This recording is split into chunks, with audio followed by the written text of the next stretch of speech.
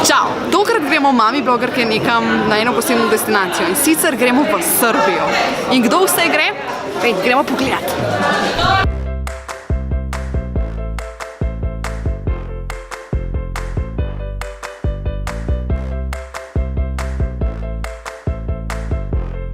Sebe uspravite naslovne sedište, zabravite stočiće, spustite ruku.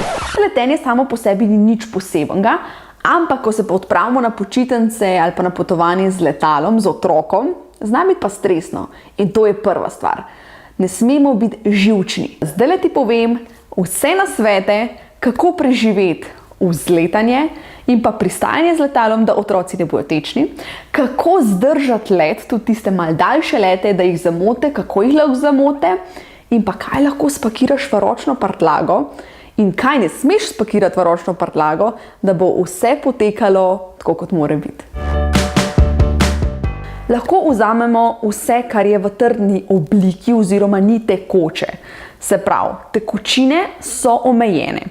In sicer lahko vzamemo 10 flašk po 100 ml, se pravi skupaj damo eno tako vrečko do 1 litra. Lahko vzameš 10 100 ml flašk, jih daš v tisto vrečko, ki jo dobiš tudi na letališču in daš v to noter, zapakiraš, skenirajo in je to. Lahko imaš noter šampon, lahko imaš noter tekoče milo, mleko, vodo, take stvari. Načeloma ostale stvari, ki niso tekoče, ni težav. Se pravi, če vzameš kakšen čokolino oziroma ti razne praške ali pa adaptirano mleko, to lahko vse vzamete, ker to ni tekočina. Torej, tukaj ne bojo komplicirali. Paziti je treba tudi pri ostrih predmetih, se pravi razni noži, kakšne ščipalke, take stvari. Ostrih stvari pač ne dovolijo in seveda orožja in teh stvari, ki pač so nekako kar logične, da jih ne smemo imeti v ročni prtljagi.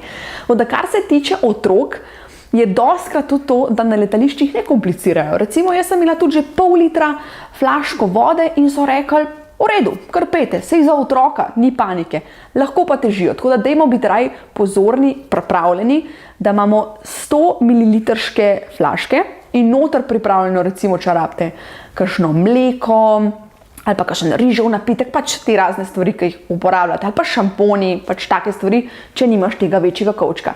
Ampak lih to je pa tvora, da v večji kovček daš pa lahko vse. Lahko daš liter mleka. Torej, nima veze, tekočine lahko, če rabiš večjo količino, daš v ta velik kovček, ki ga itako daš na check-inu in gre naprej in je to. En način je duda, pitje, lahko dojenje. Torej, na ta način se lažje tudi otrok prilagaja uravnavanju tega pritiska. Pa mogoče kakšen kreker, kakšen piškot, vse to lahko daš v ročno prtljago in v bistvu mu daš med vzletanjem ali pa spuščanjem. Lahko vzameš hrano, lahko vzameš sendviče, jaz to v bistvu kar zapakiram eno posodico in potem mi to jemo tam, ker se na ta način spet izognem ogromni količini odpadkov, ki jo ponavadi dobimo, če kupimo na letalu razno hrano, pijačo in tako naprej.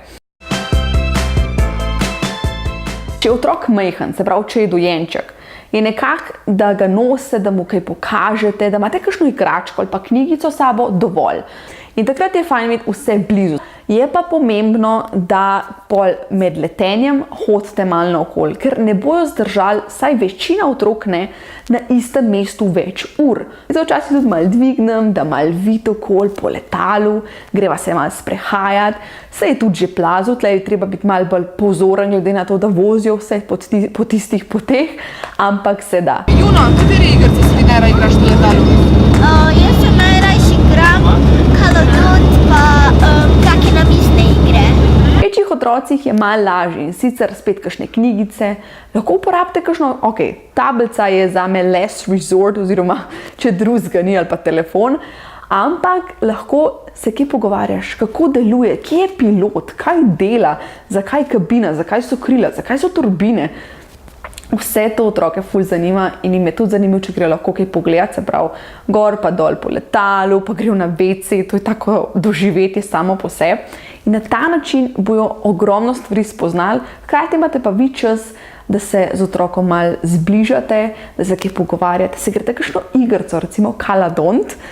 In take stvari, igrice ali pa lahko se kakšne rebuse greste, to je super, da otroka zamote med letenjem ali pa čakanjem na letališču. Najraje z letala vozim zaradi tega, ker z avtom je veliko večja verjetnost, da se kaj zgodi, pa da moraš čakati na cesti, pa da so tam tudi kakšni prometni nastoji v zraku, pa tega ne more biti. Ker tudi če so letala v taki vrsti, greš lahko spodaj, zgori, levo, desno. Če ti je bil video všeč, se lahko naročiš na novice na YouTube kanalu Mami na vrtu. Drugače pa vidimo naslednjič. Uživi, pa čim več botozonov. Čau!